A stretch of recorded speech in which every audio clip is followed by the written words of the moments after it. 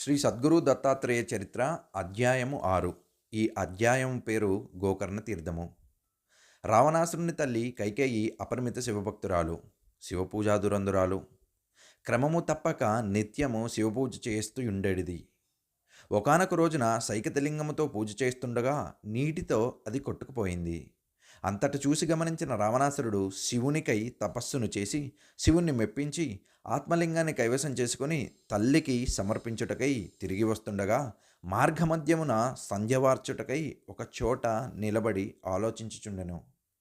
అంతటా మారు రూపములోనున్న గణపతి అతడి కంటబడెను.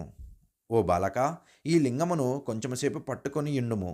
నేను తొందరలో సంధ్యావందనము గావించి తిరిగి వచ్చదనని రావణుడా బాలికునితో యనెను.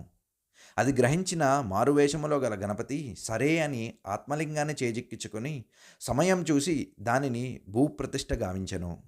ఎంత ప్రయత్నించినా ఆ లింగము వెలికితీయుట అసాధ్యముగా గమనించిన రావణుడు తిరుగుముఖము పట్టెను. ఆ క్షేత్రమే గోకర్ణ క్షేత్రముగా పేరుగాంచినది.